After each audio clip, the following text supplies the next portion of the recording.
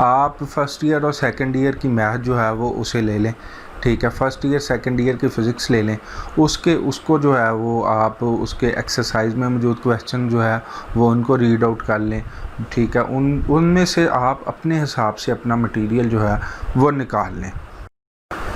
السلام علیکم viewers, welcome to are YouTube channel.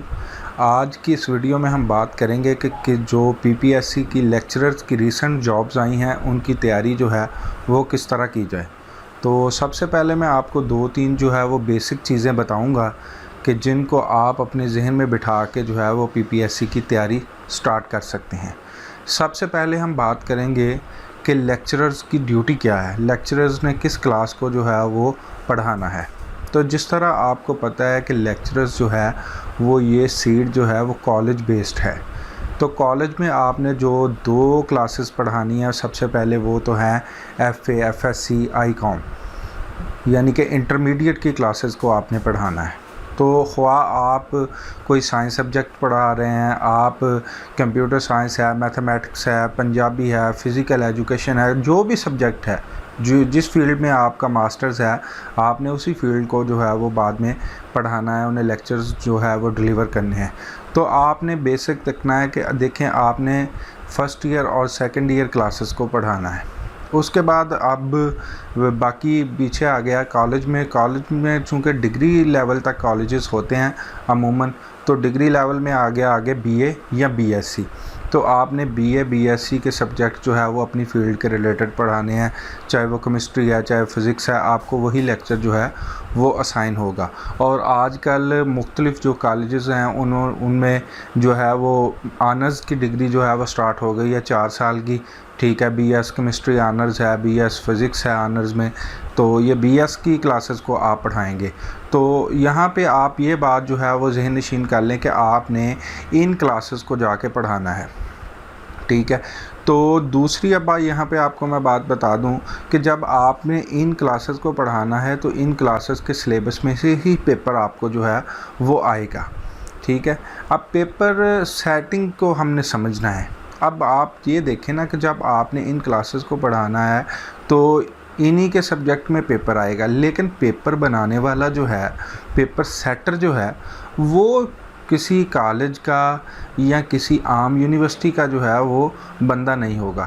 Paper seater جو ہوگا وہ پنجاب یونیورسٹی کا کوئی پروفیسر ہو سکتا ہے، لمز کا کوئی پروفیسر ہو سکتا ہے، اسی طرح کوئی بھی بڑی یونیورسٹی جو ہے اس کا کوئی پروفیسر بیسڈ جو ہے وہ بندہ پیپر سیٹر ہوگا. اب جب ہم پڑھ رہے ہیں تو ہم بہت ہی بیسک چیزیں جو ہے وہ پڑھ کے یونیورسٹی سے نکلے ہوتے ہیں. ہمارا سوچنے کا معیار اور ان کے سوچنے کے معیار میں جو ہے وہ ڈیفرنس ہے.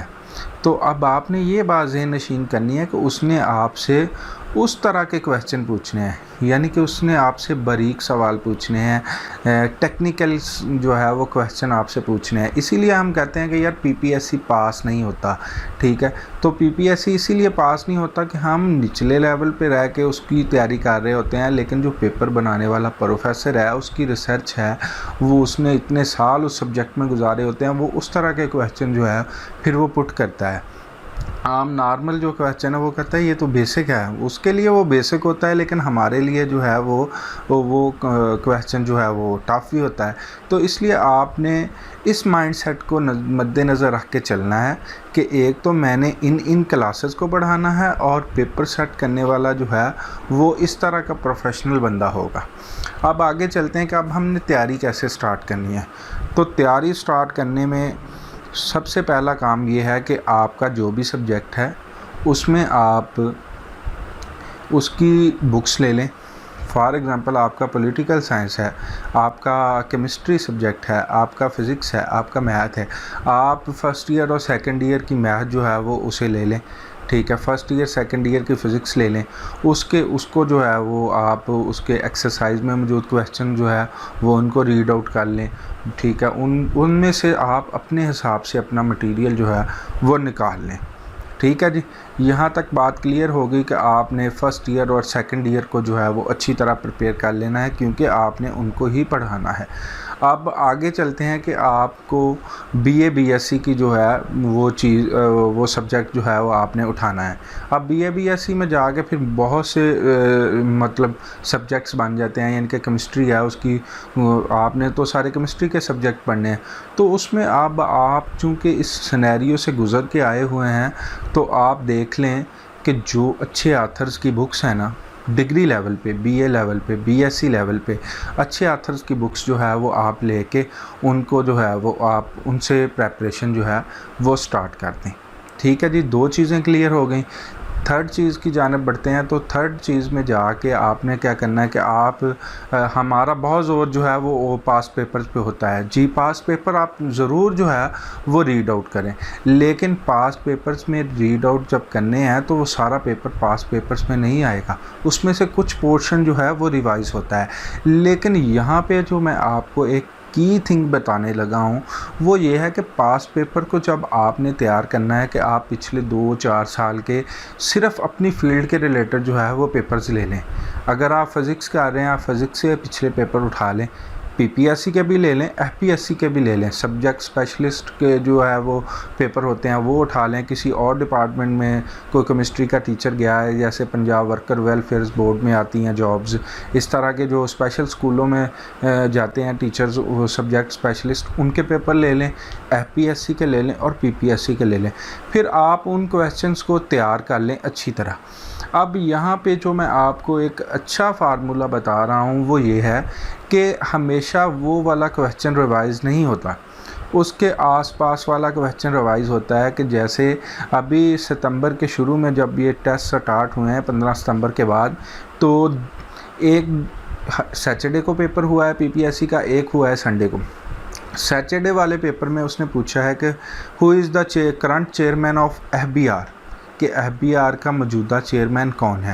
نیکسٹ اس نے پوچھ لیا ہے سنڈے والے پیپر میں ہو از the current chairman of, chairman میں نے بول دیا، جو گورنر ہے اسٹیٹ بینک کا وہ کون ہے۔ ٹھیک ہے، اب دیکھیں وہ وہی کویسچن کی فریکوینسی سیم ہے، لیکن اس نے کویسچن کو تھوڑا ڈفر کر دیا ہے۔ پہلے دن اس نے پوچھا، اس نے وہی ہے، اس سربراہ کا نام ہے وہ اس نے ایف بی آر کا پوچھ لیا ہے۔ اگلے دن جو ہے وہ اس نے اسٹیٹ بینک کے جو ہے وہ سربراہ کا نام پوچھ لیا، سربراہ کا نام پوچھ رہا ہے، وہ آگے اس کی فریکوینسی سیم ہے لیکن وہ ڈپارٹمنٹ چینج کر رہا ہے۔ تو اس طرح آپ نے بھی جب پیپر کو تیار کرنا ہے کہ جو پیپر میں ایم سی کیوز آیا ہے اس کے آس پاس کا کوئی ایم سی کیوز آپ بھی ڈھونڈ لیں۔ جس طرح مثال ہے کہ وہ پوچھتا ہے کہ پاکستان کس نے بنایا ہے، تو قائد اعظم رحمۃ اللہ علیہ۔ اگلی دفعہ وہ پوچھ لے گا کہ پاکستان کس ڈیٹ کو جو ہے وہ آزاد ہوا، کس جو ہے وہ جو ہمارے وہ گورنر جنرل پیچھے گزرے ہیں انڈیا میں وہ کون سا تھا۔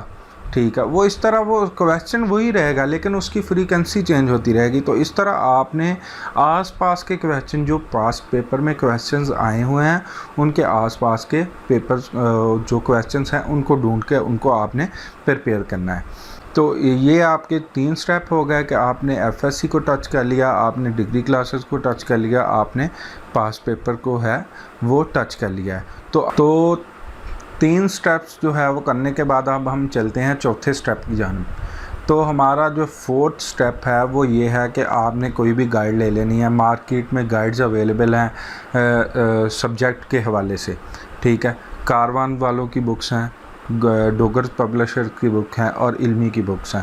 میں نے اپنے یونیورسٹی کے ٹیچرز سے جو ہے وہ کنسلٹ کرنے کے بعد جو ہے وہ میں آپ کو ریکمینڈ کر رہا ہوں، آپ اپنے حساب سے جو مرضی لے سکتے ہیں، لیکن انہوں نے بتایا ہے کہ کاروان کے جو ہے نا وہ اکثر ان کے جوابات جو ہے وہ غلط ہیں، ٹھیک ہے، اور اس لیے وہ کہہ رہے ہیں کہ نہ آپ کاروان لیں نہ آپ ڈوگر لیں، آپ جو ہے وہ علمی کو پریفر کریں۔ علمی کے جو ہے وہ ایم سی کیوز ہیں بھی لیٹسٹ اور ان کے جوابات بھی وغیرہ بھی ٹھیک ہیں۔